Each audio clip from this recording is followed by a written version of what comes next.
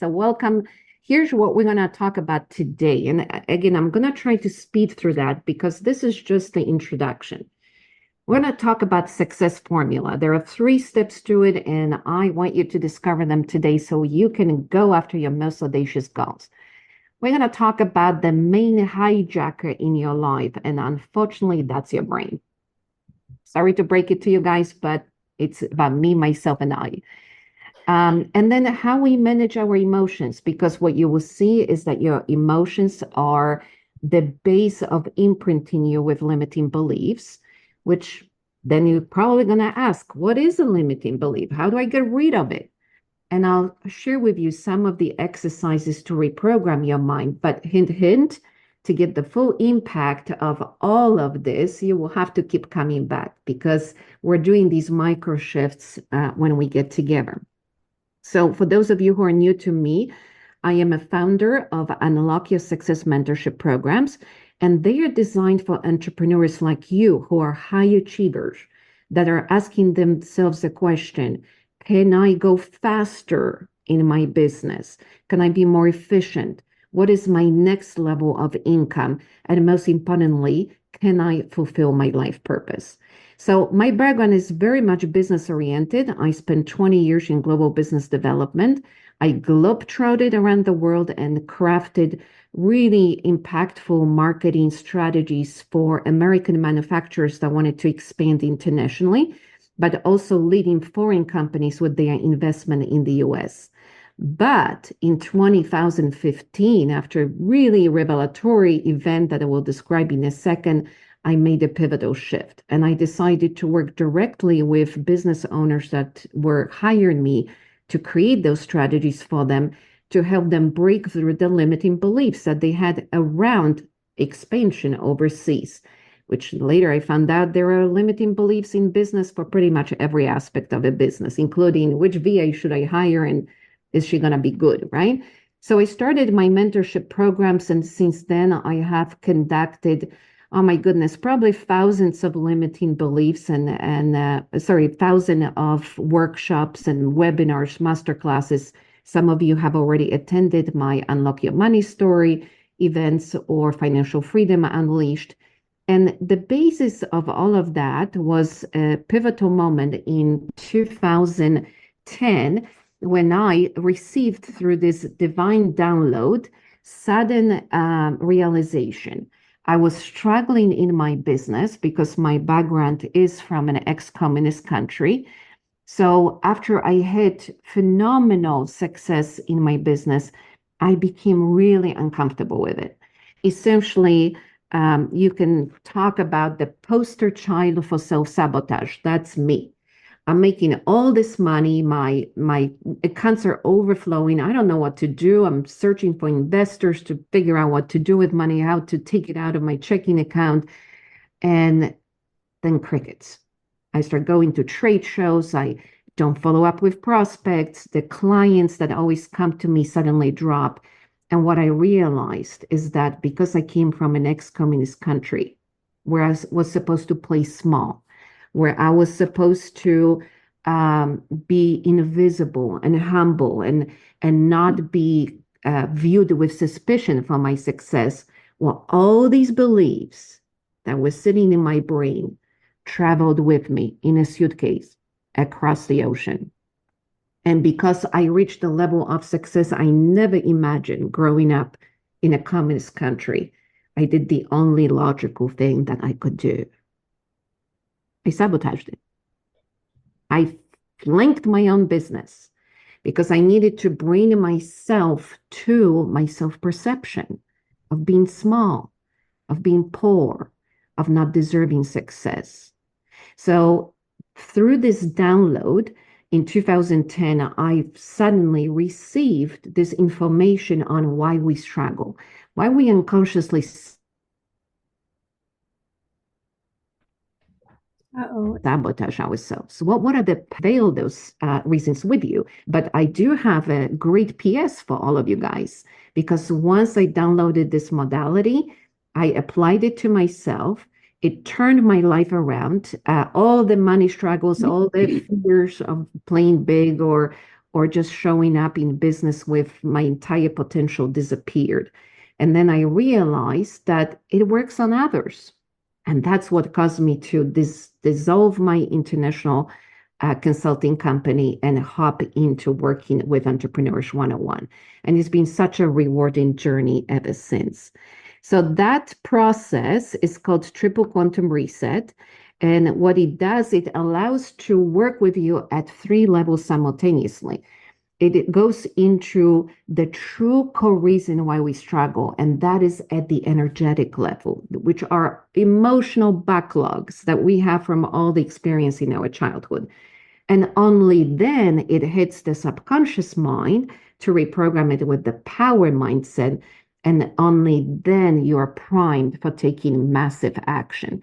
So since then, I've been running my Unlock Your Success mentorship programs, and I've been truly privileged to be speaking on success mindset with many different events. Some of these you will see your own faces on. I know Angela has been part of these events with me, Deborah. So it's been really amazing. But let's start by asking you a very important question. This is your success barometer. So warm up those fingers, open the chat, because I want to know, where are you in your relationship with success? Are you happily married, single, divorced, abandoned? Are you on a prowl hoping to score? Or, like Facebook relationship status, it's complicated. So let's have fun with it and put in the chat whatever your relationship status is with wealth and success. Let's see what we get. Lisa Jane is happily married. Congratulations. How many years? What's the anniversary of your business? How long have you been happily married? Alma it says it's complicated, like most of us. Yes, well, typical status, right? So let us know where you are with your business. How many years have you been in business? And, what is your definition of success?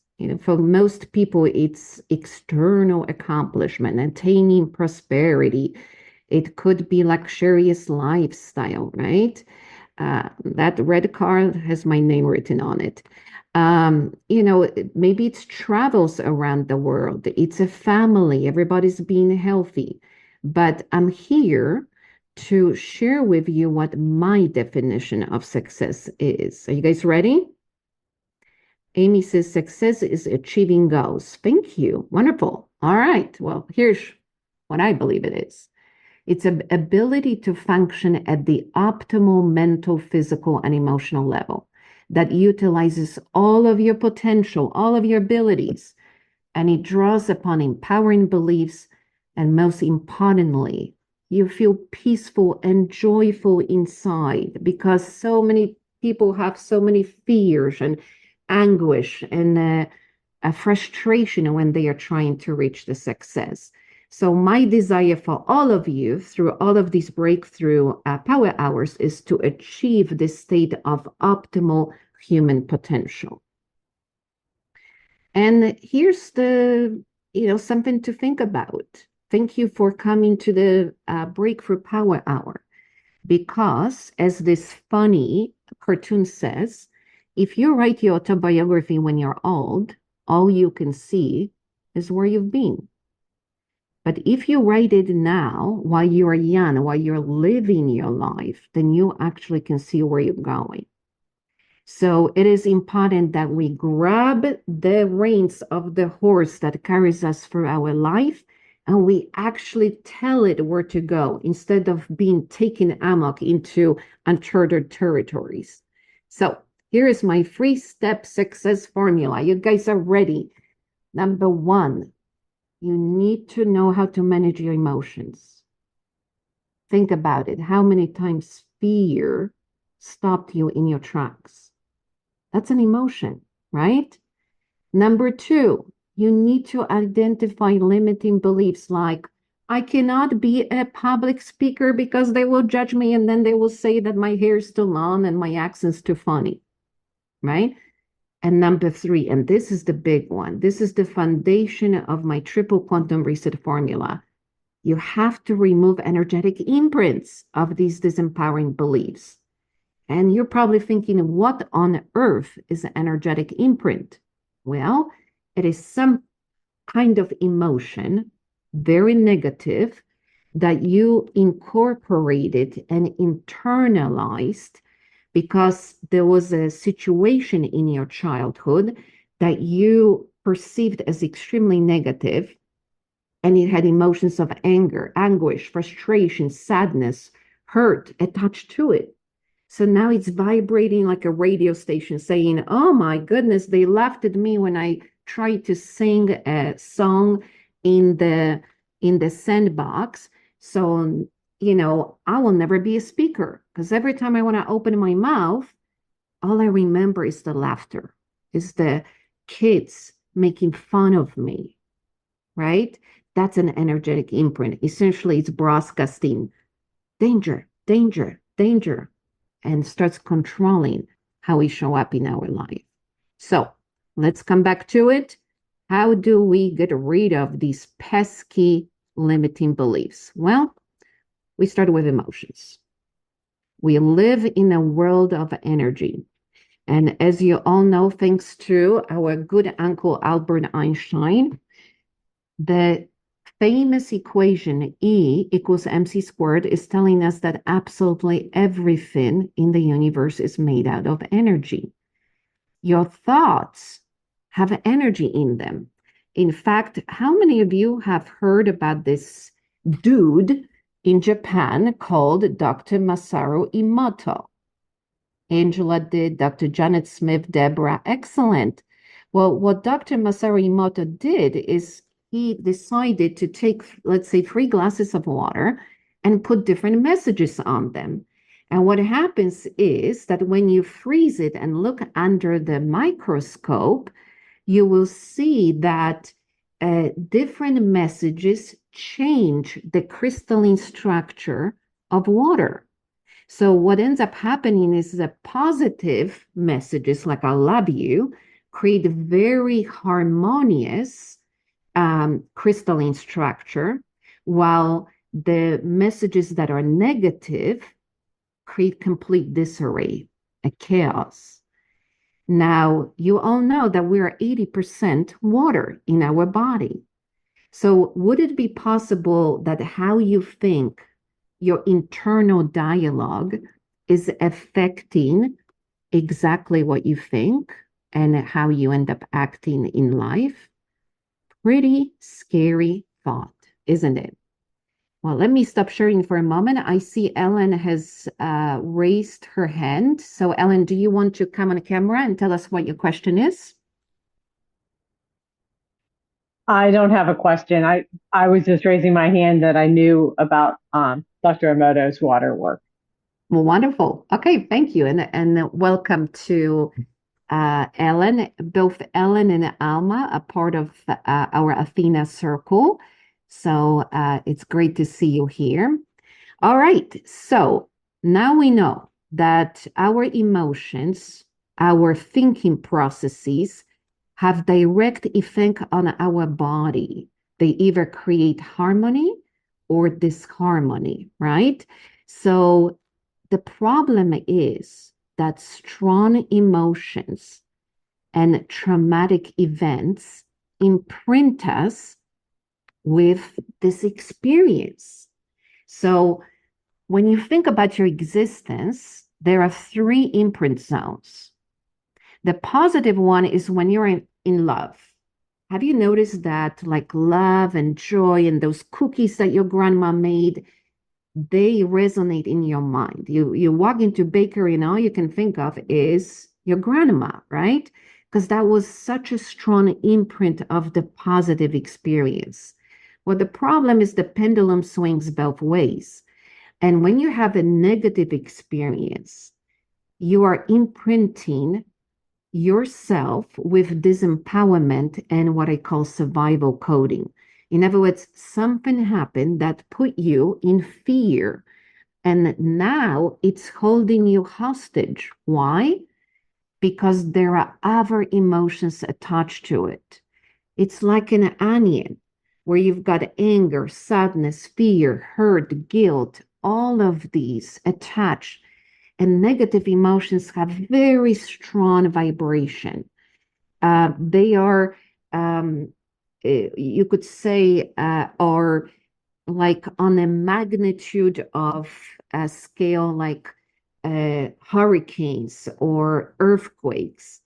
And once they lock into the body, they don't let go. And we think that we are controlled by our mental body, but our concepts. But it's really emotional attachment to happen to you that feeds the subconscious mind and therefore not allowing you to move forward. So let me give you an example. Let's say you wanted to play in a sandbox with kids. So you're taking your little toys and you're walking in and you think you're gonna be next Miss Favorite Saint sculpture that you're gonna make. And they look at you and they say, no, go somewhere else. Tell me in the chat, what do you think would be the emotions going through your mind? Let's name them. The reaction. There you wanted to be part of the crowd, part of the group, and they just told you so nastily to walk away. What are the emotions? Deborah is sad. What else? Think about it. Shame. Thank you, Lisa. Alma, rejection. How about hurt? Would you be hurt by this kind of uh, rejection? Yeah.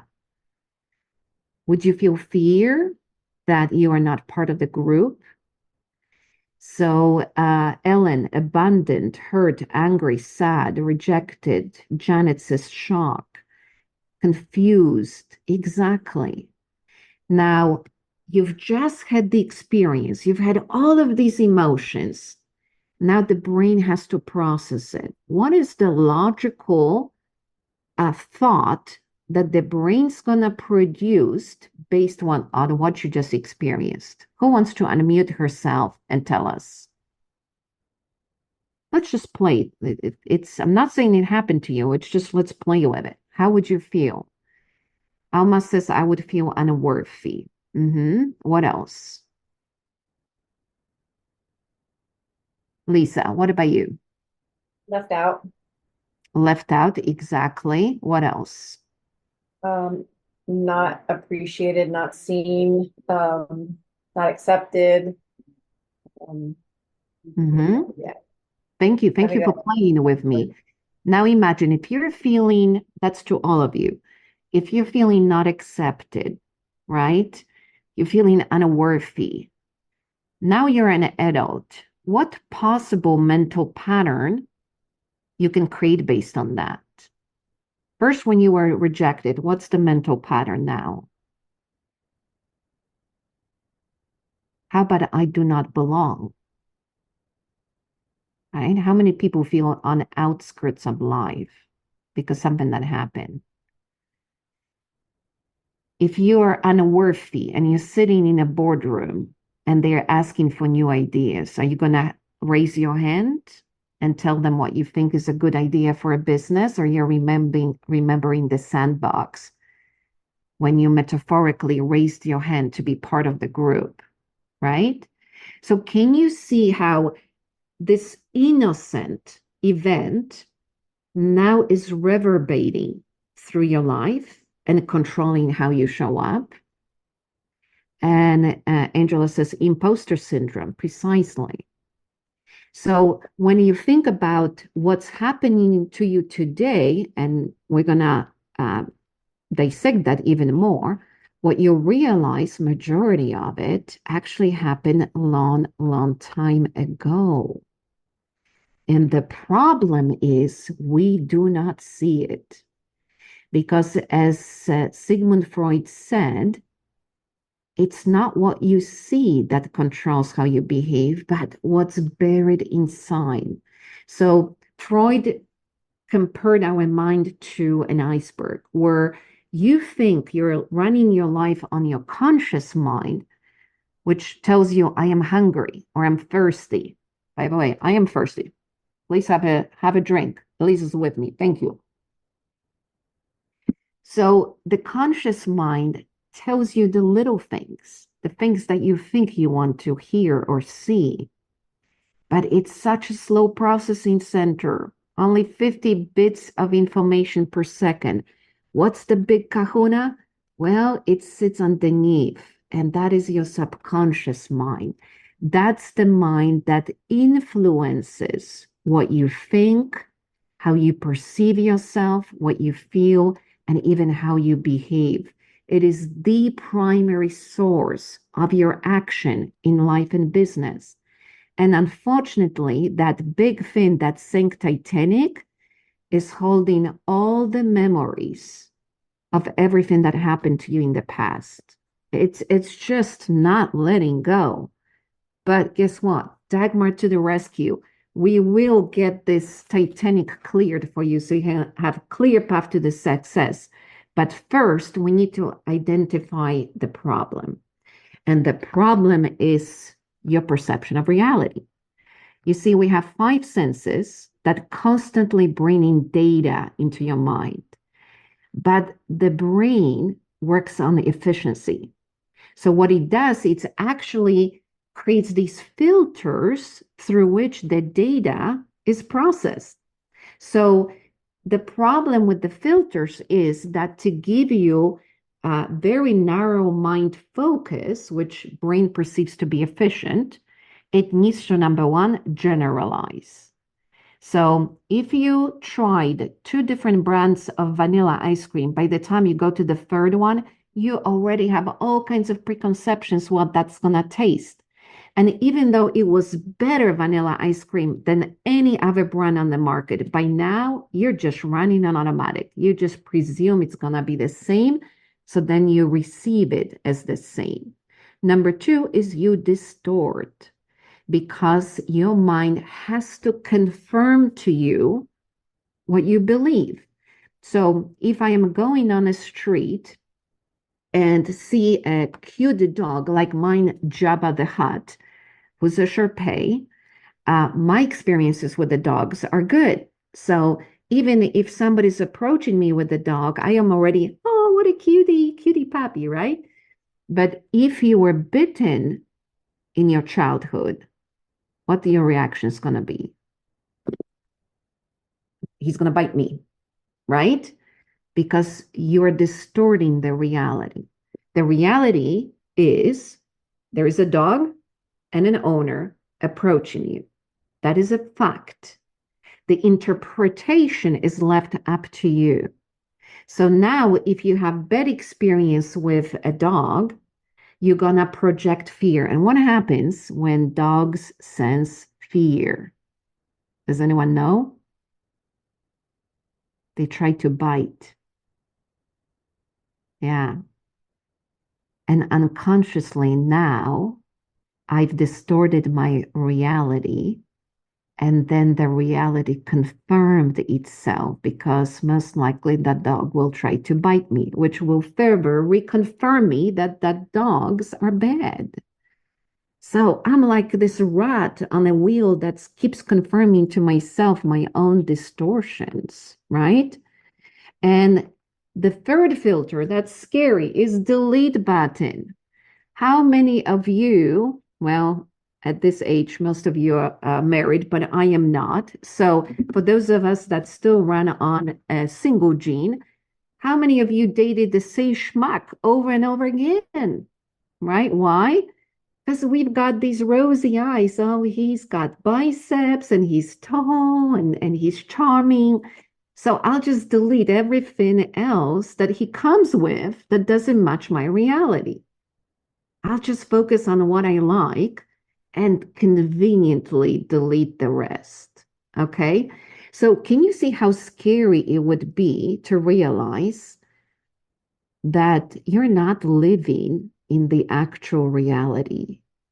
You live in a perception of it, right? But there's a power to that because we can constantly monitor what's going on inside the brain and make a good stuff happen to us. I think by now you've realized that what you believe about the world, like the dogs are good, creates your inner reality, which means Pappy's approaching, I'm happy about it, which in turn creates external reality, which means positive experience. The puppy came over, I petted it, and then it went its way, which means that 90% of your success comes from your head. It's your inner game, it's your inner mindset, your self perception. And that's great. Alas, most people are stuck in a story. And that story rarely is good. We're creating all these programs like, well, I'm a good speaker for 10 people, but not for 100.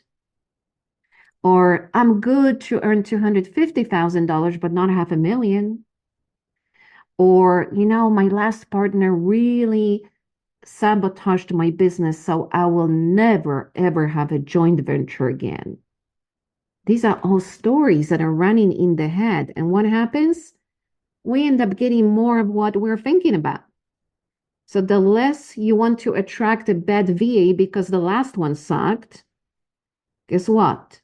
You start attracting the same ones because you're sitting there thinking like, I don't want another VA that has no motivation, no motivation, no motivation. And the universe hears, oh, she wants no motivation. Let's make sure we find the one that absolutely has zero, right? So it's very important that we get into the head and figure out what the hell is going on under the hood, right? Otherwise, this car ain't driving fast. And all these concepts become our invisible chains. They limit us. Because what is a belief? It's just something that you've been thinking over and over again. So it becomes something that you're attached to. It's something that you are focused on. And unfortunately, it starts keeping you away from your goals. And because most of these, as science proved, happened before the age of 7, when you were little, they're really hard to see. They're hard to identify. And when you were little, think about it. When you're a kid, what do? You watch your parents. You listen to the neighbors. You listen to other kids. You're like a sponge. You're taking everything in. In fact, your brain operates on theta brainwaves, which are highly programmable. And as a child, do you have capacity to figure out if this belief makes sense? Probably not. Which means some of the beliefs that you acquired are not even logical, right? And yet you heard your parents say that, your grandma said, hey, let's eat rice and beans because it's safe. And before you know it, these kind of experiences are imprinting you. Like maybe somebody lost a job, your father lost a job, and you had to scale down what you eat. And mommy kept saying, we can't afford it. I know Christmas is coming, but there's no money. Maybe your grandparents, great grandparents went through a depression, Great Depression, where they remember there was no food, no jobs, no money. So they are constantly thinking disaster could strike any moment, right? Perhaps you've heard through societal programming, like in communism or religion, poverty is good. So you know that being rich is evil. There are all kinds of these beliefs that stem from our childhoods that today influence us. And essentially, since you've been a child, even though you're an adult, you're running on these beliefs that you adopted. And I know some of you will be asking yourself a question, why on earth would I do that? Well, the answer is simple: protection and validation. Because when you think about it, when you had a negative experience, it imprinted you, it made you uncomfortable. Would you want to repeat that experience? So if something happened to you when you were growing up and you recited a poem in front of the kids and they laughed at you, now you don't want to be speaker. Why? Protection. I don't want to be laughed at again. It makes sense, doesn't it? I mean, logically, it sounds like it would make sense. The other one is validation. Something happened to you, you didn't like it, and now if you let it go, oh, what is it possible that if you let it go, it will negate the experience, right?